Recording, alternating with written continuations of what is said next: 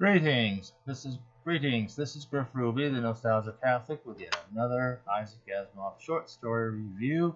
It is contained in this September 1956 issue of Astounding Science Fiction, and no, neither his name nor the story nor anything about it are featured on the cover. You have to look inside the table of contents, and even here, it's listed as a special feature. Pâté de Foie Gras by Isaac Asimov, page 103. So, and I noticed there's no little diacritical marks. Probably in 1956, magazine printers probably just didn't have that kind of stuff, or it was far too difficult to do. They'd have to do it manually, or put it manually on the printing plates, and they just didn't bother. They didn't bother on the story either, as you see. There's even a place where they name the stuff inside the story. They didn't do it there either. That, by the way, is one of the few changes that I did discover between this original publication of the story and the version of the story that gets published in Asimov's Mysteries. So, other than that, I really haven't noticed anything. I don't think it's quite as important. There's a small blurb on this. It says, "Your kind attention is specially invited to this special feature. Let's see you crack this item." So it's kind of like throwing out a challenge again. Alright. It has some artwork. In fact, several. You have this picture of, what's this in here? No trespassing. And there's this big farmer somewhere. And there's a goose there, just contentedly sitting in a pond somewhere. Illustrated by Freyas. Okay. Oh, we would have a name for him, although the name is said to be not real. This is all a story. I don't know what relevance that is, but okay. His name being Ian Angus McGregor. I assume that is Ian Angus McGregor there. Okay. Now, this goose, we call it pate because it's about the miracle liver of this goose that actually somehow generates gold. And then the goose, in an attempt to get rid of the gold that its liver generates for some mutation reason, ends up putting the gold in its eggs. Hence, this is literally the goose that lays golden eggs. Yay! And then they have to, how did that? It's not finding it in its food. It's not getting it from the atmosphere. How did it do it? They didn't really make any progress until they finally brought in some nuclear experts who discovered that of the 4 stable isotopes of iron, one of them, number 56, is entirely missing. The other 3 are there in their normal proportions, so obviously they're not connected with all of this. The goose also seems to have an unusual lack of oxygen-18, that particular isotope, which is, by the way, also stable. And it forms a small proportion of the oxygen that we normally breathe. This goose, however, somehow seems to have none of that oxygen, or extremely little, far too little. The other isotopes, again, are near normal proportions. And then there's this gold, and it's the stable isotope of gold that the goose has. That's forming. It gets in its blood, and it gets in its, its ovaries, and finally ends up kind of having to dispose of this stuff through that whole system in its eggs, to the point that this goose is not fertile. So, although there's one place where it talks about this mutation as being beneficial, it's clearly not beneficial to the goose. The goose cannot procreate, basically, because every egg it lays is just too much of this poisonous heavy metal for anything to live in the egg. So it's not a good thing to try to eat. We have a next one. So it gets discovered. Next, the government gets all involved. So there's Ian McGregor there on the side. The goose is not looking very happy, as now it says off limits to unauthorized personnel. And you see all these various government types, kind of like fighting over it. A little bit there.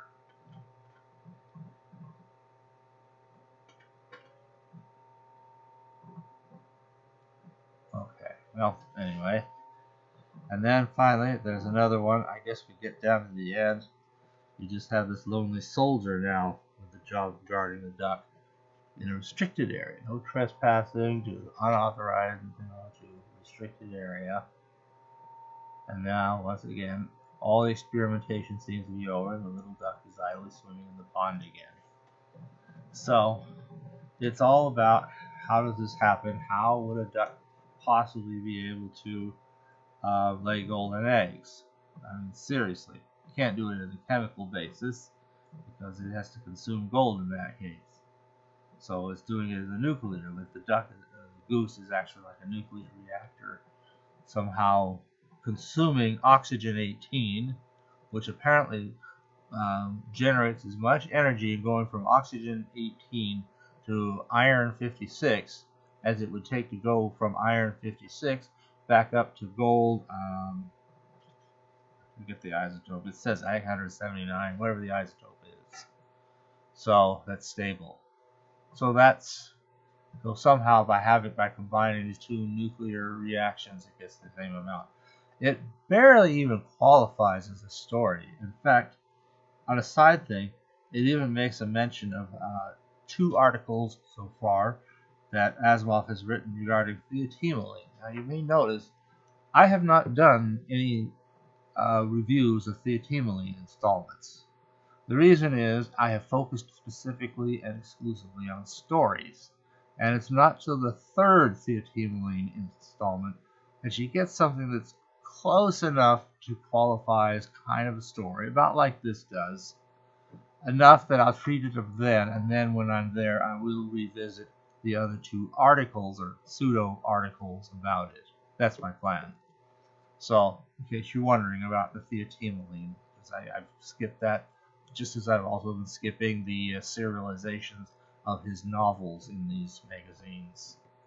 I'm just concentrating on short stories, other than the installments that appeared as short stories, truly as short stories, however related they were to others, which would be namely the Robot series and the Foundation series. So, getting back to all of this, he's claiming this whole thing did or didn't happen, and it all ends with kind of an interesting idea at the very end. It's saying, well, we'd like to throw this out to the public to see if somebody can come up with some way all this might be happening. It even makes a reference to another thing that happened in 1944 with Astounding Science Fiction, the one spec issue of their magazine that's like hundreds and hundreds of dollars if you could even find a copy for sale, which is very rare. Reason being is that it had Cleve Cartmill's story that in which it actually described in a fair amount and fairly accurate detail how a nuclear bomb is actually constructed. So that made it, just some story. We used a bomb constructed thus and so and blew the hell out of those guys, and that's the story in a sense. I mean, I haven't really, but in a nutshell, that's the story. But the bomb is described in enough detail that it's like the folks at Lawrence Livermore and Los Alamos and all these places, where they were doing the Manhattan Project at the time, were seeing this thing and going, oh my God, there's a spy. No, it was all gleaned from public sources, from peer-reviewed scientific journals. All of it. Somebody just pieced it all together, connected the dots, and figured pretty much the whole thing out. So it was all fair and square. Nobody could be convicted of anything. But for a while, there was a lot of suspicion. And what happened was the government bought up all these issues of it as much as they could. I mean, they were sent out to subscribers. They were on newsstands, sold there. And many people had them or held on to them. But the government tried to get as many of them bought back as possible. And whenever one comes up for sale, they would buy it up. Now they don't, because you could actually find the story online if you look for it hard enough. So it's not that big of a deal. It wasn't much of a story either. But anyway, he refers to that, and as mentioned earlier, the theotemoline article. So now, science fiction readers have ideas. Don't underrate them. Even if they think it's a gag article, they send their notions into the editor. And since we have no ideas of our own, since we're up against a dead-end street, we being these government weenies who, okay. up against dead street. What can we lose? They still didn't buy it. So I said, and you know, the goose won't live forever. That did it somehow. Apparently they hadn't yet figured out cloning the goose. Now that would have been the one thing to try to do, clone the goose. Because they said this is a beneficial mutation. I beg to differ. I mean, yeah, it would be beneficial to the person who handles the goose and profits from the gold eggs. Yeah, obviously. And maybe if we could learn from the processes, we could, improve our nuclear waste disposal and a whole lot of other fascinating things that really would have been worthwhile, beneficial, definitely to us, and maybe indirectly to all life kind on the planet, I suppose. But as far as from the evolutionary standpoint of the goose, it is not a beneficial mutation. The goose is sterile. In short, by the standards of Darwin, short of being cloned, and nobody thought of it at the time, that goose has no survival possibility. So from that standpoint, it was not an advantageous mutation. So like I said, I beg to differ. All right. So he says, we had to convince Washington. Then I got in touch with John Campbell, and he got in touch with Asimov. Now, the article is done. I read it, I approve, and I urge you all to believe it. I urge you not to believe it. Please don't. Only, any ideas? That's a great ending. Any ideas, by the way? Just,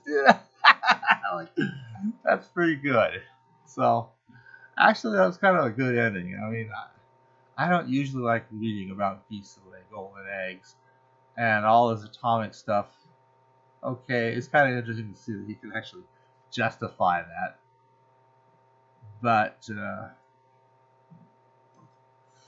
that's like I said, it's a little more than an excuse for something that's not all that different from theoretically, but it has just enough of a story format that I will count it as a story. When he put it in the book, he was able to supply the appropriate diacritical marks. The little hat over the A and the upgoing accent over the E. And that seems to appear in this article. Every place the phrase turns up, which isn't that many. So, if I did here or not, but I don't know if I don't too much. But I think they do that.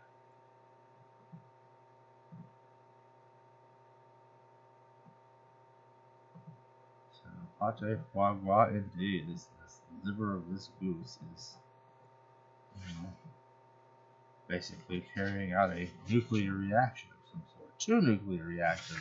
One to generate power and the other to absorb that power generated by turning iron into gold. Gold 197. Yeah, it was 197 by the way. I just found that. Okay. So.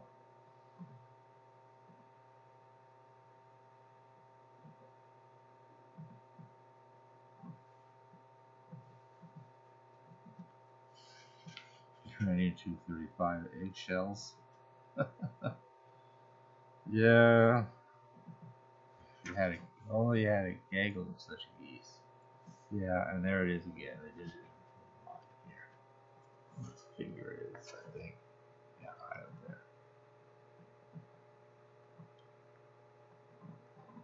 there. Again, same exactly mark. So everywhere in there.